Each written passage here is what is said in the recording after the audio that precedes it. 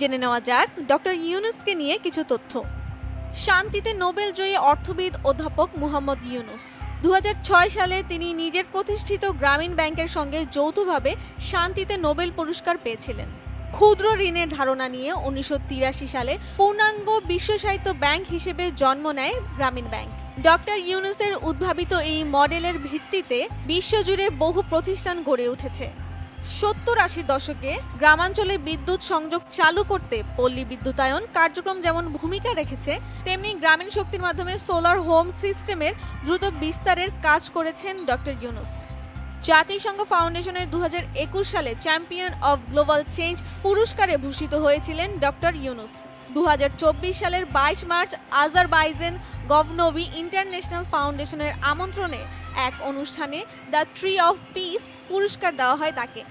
2021 সালের 9 September doctor Yunus সহ 4 জনের বিরুদ্ধে ঢাকার তৃতীয় শ্রম আদালতে মামলা করে কলকারখানা ও প্রতিষ্ঠান পরিদর্শন অধিদপ্তর। মামলায় বলা হয় 101 শ্রমিক কর্মচারীকে স্থায়ী করার কথা থাকলেও তাদের স্থায়ী করা হয়নি। শ্রমিকদের অংশগ্রহণের তহবিল ও কল্যাণ তহবিল গঠন করা হয়নি। এছাড়া প্রতিষ্ঠানের লভ্যাংশের 5% শ্রমিকদের দেওয়ার কথা থাকলেও তা দেওয়া হয়নি।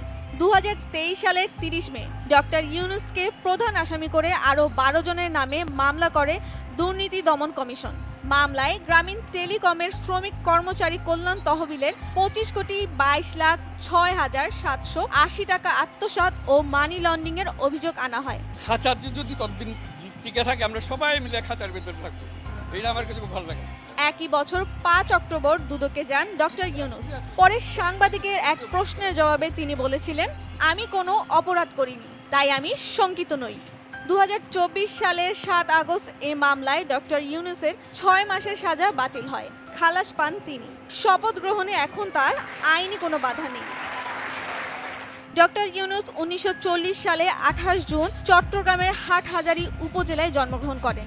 1957 সালে ঢাকা বিশ্ববিদ্যালয় থেকে অর্থনীতিতে BA ও MA সম্পন্ন করেন তিনি। 1969 সালে ফুল স্কলারশিপ পেয়ে পাড়ি জমান যুক্তরাষ্ট্রে। পরবর্তীতে তিনি চট্টগ্রাম বিশ্ববিদ্যালয়ের অর্থনীতি বিভাগের শিক্ষক হন। বিশ্ব খাদ্য পুরস্কার সহ প্রায় 147টি জাতীয় ও আন্তর্জাতিক পুরস্কারে ভূষিত হয়েছেন ডক্টর ইউনুস।